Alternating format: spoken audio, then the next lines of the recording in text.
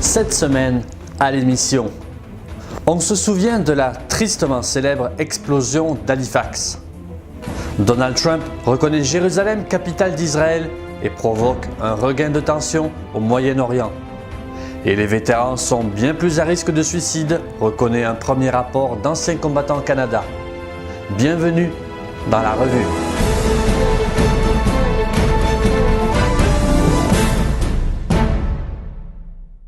Le 6 décembre 1917, à Halifax, en Nouvelle-Écosse, se produisit la plus puissante explosion causée par l'activité humaine jusqu'au premier essai atomique en juillet 1945, lorsque le cargo français Mont-Blanc, transportant des munitions à destination de l'Europe alors en guerre, entre en collision avec un navire norvégien, l'Imo.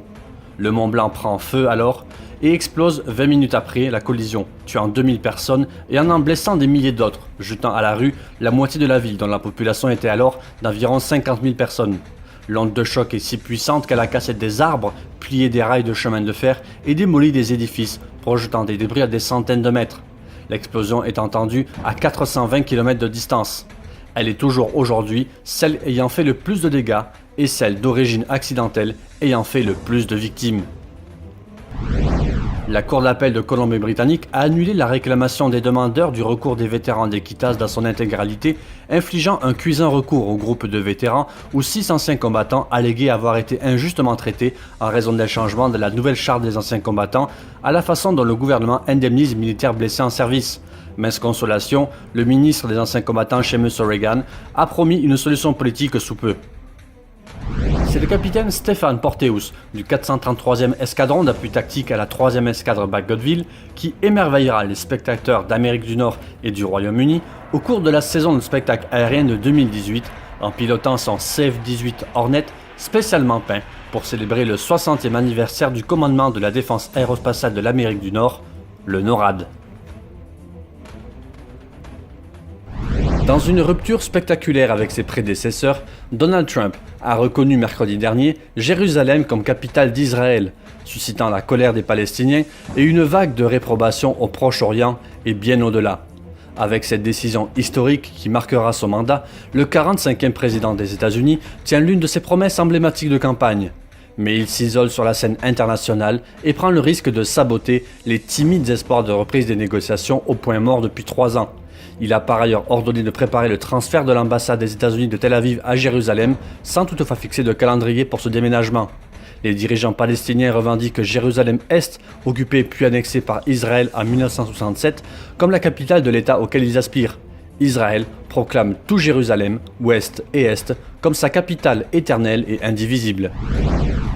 Les Nations Unies ont subi la pire attaque de leur histoire récente en République démocratique du Congo, où au moins 15 casques bleus ont été tués jeudi dernier dans l'Est, théâtre d'un affrontement attribué au groupe armé ougandais musulman ADF. Une précédente attaque attribuée aux ADF en octobre contre une base de la MONUSCO dans le nord Kivu avait déjà tué 3 casques bleus tanzaniens. La nouvelle gouverneure générale du Canada, Julie Payette, a effectué les 7 et 8 décembre sa première visite officielle dans la ville de Québec où elle a séjourné à la résidence de gouverneur général à la Citadelle. Commandante en chef des forces armées canadiennes, elle a été officiellement accueillie avec les honneurs militaires à la Citadelle de Québec où elle a passé en revue la garde d'honneur du Royal 22e Régiment. Un rapport inédit du ministère des Anciens combattants lève enfin le sombre voile des suicides chez les vétérans canadiens, alors que l'on apprend que le risque de suicide chez eux est significativement supérieur à celui de la population canadienne en général.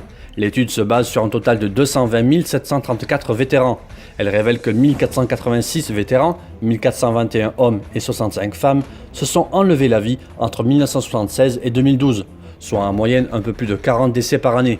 Les hommes vétérans présentaient 36% plus de risques de suicide que les hommes canadiens en général, tandis que les femmes vétérans présentaient elles 81% plus de risques. Si les suicides ont augmenté de près de 10% chez les hommes vétérans entre 1978 et 2012, ils ont dans le même temps diminué de près de 30% chez les hommes canadiens, ce qui prouve qu'il y a encore beaucoup de travail à accomplir chez les militaires et les vétérans. Voilà, merci d'avoir regardé cette revue de l'actualité de la semaine du lundi 4 au dimanche 10 décembre. Rendez-vous la semaine prochaine.